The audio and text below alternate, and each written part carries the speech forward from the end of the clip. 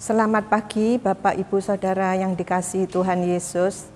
Saat ini kita memasuki bulan di penghujung tahun, yaitu bulan Desember, di mana umat Kristiani di seluruh dunia merayakan hari Natal, yaitu memperingati hari lahirnya Juru Selamat kita Yesus Kristus. Sarapan rohani pagi hari ini saya beri judul Damai Sejahtera di Bumi. Mari kita akan baca di dalam Lukas pasal 2 ayat 8 sampai 14. Pemberitaan kepada gembala-gembala tentang kelahiran Yesus. Kita baca mulai ayat 10. Lalu kata malaikat itu kepada mereka, "Jangan takut, sebab sesungguhnya aku memberitakan kepadamu kesukaan besar untuk seluruh bangsa. Hari ini telah lahir bagimu Juru Selamat, yaitu Kristus Tuhan di kota Daud. Dan inilah tandanya bagimu, kamu akan menjumpai seorang bayi dibungkus dengan lampin dan terbaring di dalam palungan. Dan tiba-tiba tampaklah bersama-sama dengan malaikat itu sejumlah besar bala tentara surga yang memuji Allah, katanya, kemuliaan bagi Allah di tempat yang maha tinggi dan damai sejahtera di bumi di antara manusia yang berkenan kepadanya." Saudaraku, Natal adalah berita sukacita bagi umat manusia, bagi seluruh bangsa, karena Juru Selamat telah lahir di dunia ini. Kedatangan Tuhan Yesus ke dunia ini mendatangkan damai sejahtera di bumi. Damai adalah suatu perasaan tenang, tidak ribut, tidak ada perselisihan. Damai yang dijanjikan dengan kedatangan Yesus mengandung pengertian, sehat walafiat, keadaannya baik, diberkati, hidup sejahtera. Damai juga dikaitkan tidak bermusuhan, harmonis, saling terkait dalam kasih. Kelahiran Yesus untuk memperdamaikan manusia dengan Allah. Antara manusia dengan Allah tidak ada permusuhan lagi. Hubungan dipulihkan kembali antara manusia dengan Allah, yang awalnya rusak karena dosa manusia, sekarang menjadi akrab dan harmonis.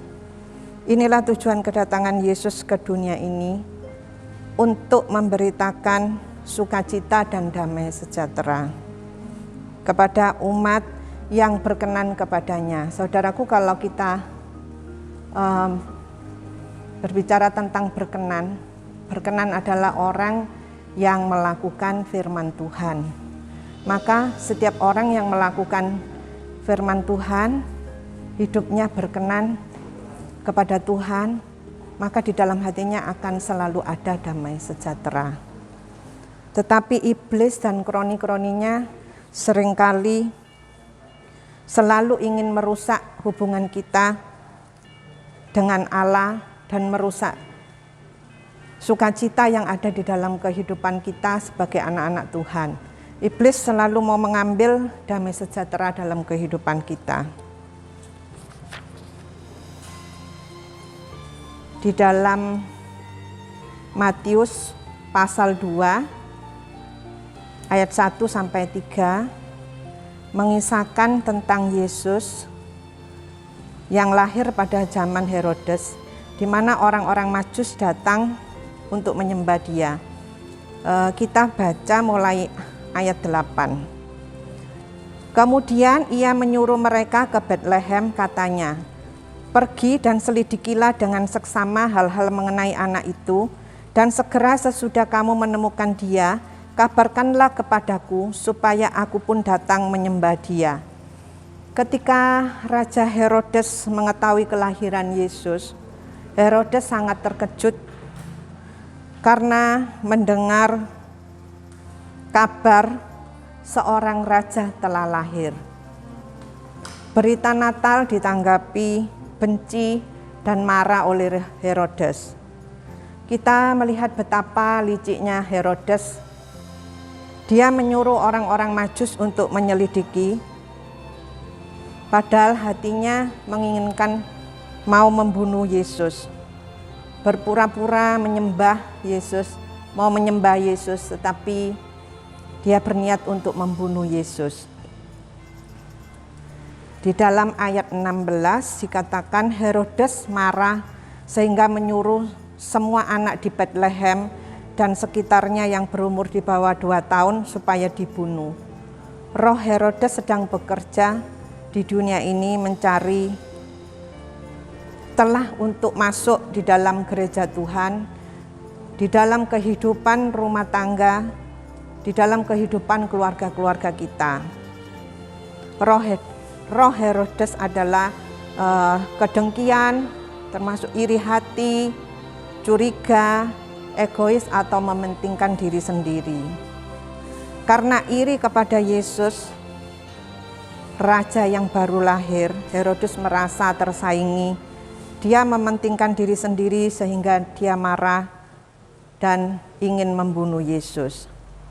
Gereja Tuhan, yaitu anak-anak Tuhan, kita harus menjaga keharmonisan dengan sesama, dengan gereja Tuhan, dengan keluarga kita.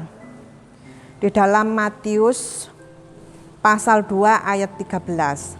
Setelah orang-orang Majus itu berangkat, nampaklah malaikat Tuhan kepada Yusuf dalam mimpi dan berkata, "Bangunlah, ambillah anak itu serta ibunya, larilah ke Mesir dan tinggallah di sana sampai aku berfirman kepadamu, karena Herodes akan mencari anak itu untuk membunuh dia." Di sini kita melihat kerjasama yang baik dan kesehatian antara Yusuf dan Maria untuk membawa Yesus lari dari kejaran Herodes.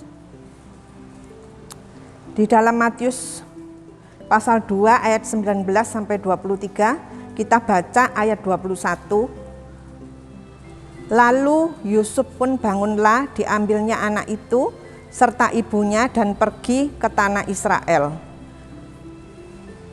Setelah Herodes mati, nampaklah malaikat Tuhan kepada Yusuf dalam mimpi, supaya membawa Yesus beserta ibunya ke tanah Israel. Yusuf dan Maria memiliki hubungan keluarga yang harmonis, seia, sekata, sehati, sepikir. Kita sebagai orang tua juga harus ada kerjasama yang baik antara suami istri, sehati, sepikir dalam menjaga anak-anak dan seluruh keluarga yang kita kasihi, yang kita sayangi, dari kejaran Herodes, yaitu iblis. Pada saat Yesus umur 8 hari, Yesus disunat. Setelah genap waktu pentahiran, Yesus dibawa ke Yerusalem untuk diserahkan kepada Tuhan. Jadi kita sebagai orang tua bertanggung jawab membawa anak-anak ke rumah Tuhan. Sejak dari kanak-kanak kita harus mengenalkan Yesus di dalam kehidupan mereka untuk keselamatan jiwa anak-anak kita. Di dalam Lukas 2 ayat 51 sampai 52 mengisahkan di usia 12 tahun Yesus tetap dalam asuhan Yusuf dan Maria sebagai orang tua. Kita harus mendidik dan mengasuh anak-anak kita dengan baik, membawa mereka kepada pengenalan akan Kristus melalui firman Tuhan dan melakukan kehendak Tuhan. Kita membangun hubungan yang baik dan harmonis dengan seluruh keluarga kita, dengan orang tua, anak-anak, kakak, adik. Kita undang Yesus Sang Raja Damai menyertai dan memimpin dalam keluarga kita. Kalau ada perseteruan, perselisihan dalam keluarga, tentu kita merasa tidak ada damai sejahtera. Sebagai anak-anak Tuhan yang mengerti tentang firman Tuhan, biasanya kita pasti merasa gelisah ya saudara, apabila kita ada perselisihan dengan salah satu anggota keluarga atau teman atau orang dekat di sekitar kita. Tetapi apabila kita selalu hidup dalam harmonis, maka sukacita dan damai sejahtera itu senantiasa ada dalam kehidupan kita. Di dalam Filipi 2 ayat 2, karena itu sempurnakanlah sukacitaku dengan ini, hendaklah kamu sehati sepikir dalam satu kasih, dalam satu jiwa. Saya ulangi, Filipi 2 ayat 2, karena itu sempurnakanlah sukacitaku dengan ini, hendaklah kamu sehati sepikir dalam satu kasih, satu jiwa, satu tujuan. Kita juga harus menjalin hubungan yang harmonis dengan sesama gereja Tuhan, antara pelayan Tuhan dengan anggota jemaat, tidak mencari kepentingan sendiri tetapi kepentingan Kristus. Kita harus sehati sepikir dalam pelayanan pekerjaan Tuhan, supaya pelayanan pekerjaan Tuhan berjalan dengan baik. Gereja Tuhan bertumbuh sesuai dengan rencana dan kehendak Tuhan. Di dalam Kolose pasal 3 ayat 15a, hendaklah damai sejahtera Kristus memerintah dalam hatimu. Selamat hari Natal, kiranya sukacita dan damai sejahtera Allah memenuhi hati kita semua. Amin.